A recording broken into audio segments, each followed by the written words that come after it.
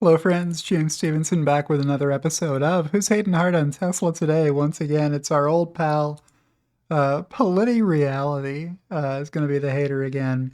Now, this time it wasn't even me interacting with him as I check in with my co host Loki, who is curled up in bed over here. You can see him having polished off his breakfast during this morning's episode of James and Loki's Gems of the Week. He is still snoozing, but I'll share my desktop with you and show you the conversation Politireality had with Neil Bolton.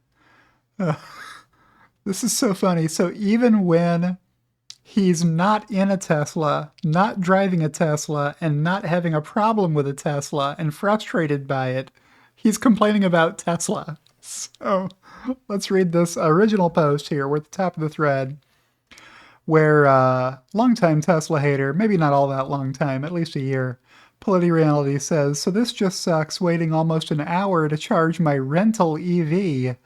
Understanding use cases is critical to any investment thesis. How's your investment thesis working out for you? Politireality. Hashtag Tesla. Why is he hashtagging Tesla here? Neil Bolton wants to know and replies, a non-Tesla, huh? You really thought you could find somewhere to charge it? Because if you were in a Tesla, you'd be charging in 20 minutes, 25 minutes, and back on your way. Why are you waiting almost an hour to charge your rental EV? It must not have been a Tesla, right?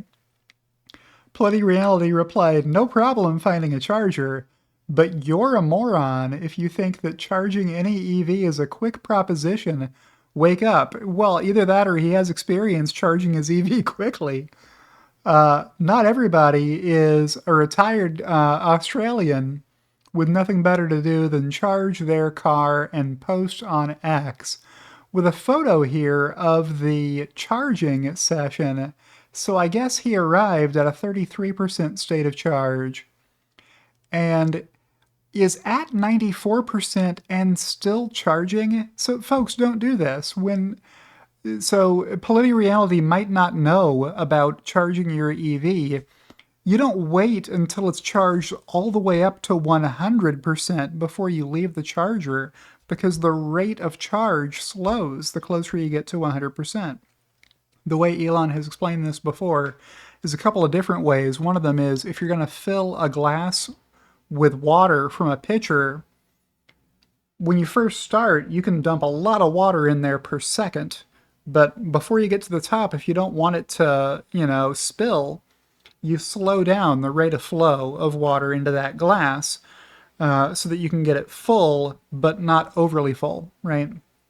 The other example is if there's a parking lot and there's only a couple of cars in it that can hold 100 cars, it's super easy for cars to come in, find a parking spot, park, get out, and go in. And the flow of cars into that parking lot can be pretty fast for a long time, right? Until the parking lot is, close to full. But if there's only 3 spaces left in a parking lot that has 100 parking spaces, it's going to take longer for those. The line to get into that parking lot is going to go slower because people are having to hunt around to find one of the few remaining spaces, right? So, what should you do when you arrive with a 33% state of charge? You don't have to wait till you're at 94%. You can go before that, and it won't take you almost an hour. You just, get to the next charging spot, and you'll spend less time charging that way. You don't have to take 45 kilowatt hours worth of charge on whatever EV this was that Politireality was ashamed to admit he was driving, I guess. Neil replied, agreed, it usually is ready well before I am. Politireality said, well, not all of us live in a tropical paradise where it's 70 degrees in winter. You should try charging at a supercharger in Chicago in January and enjoy waiting an hour to get to 90%. In case you're wondering, most of the world's EV owners outside of California and the People's Republic of China live north of the 35th parallel, but you probably don't even know what that is. Politireality just assumes everybody else doesn't know as much as he does. But Neil replies, I've driven in 38 states, 4 provinces, all of Europe and Scandinavia, some of the Middle East and North Africa. much of Southeastern Asia and Japan, so I think you might be wrong there. It's amusing to hear that from an American. At least you have a passport, unlike most. Oh, and I've been to some places where I haven't driven, but not many. I like to drive. Actually, Ireland is the only one I can think of. So there was no need for me to dunk on Politireality in this thread, as Neil Bolton, at Neil Bolton, RSPL, did it for me. Oh, and I have never taken anywhere near an hour at a supercharger. Absolutely nuts.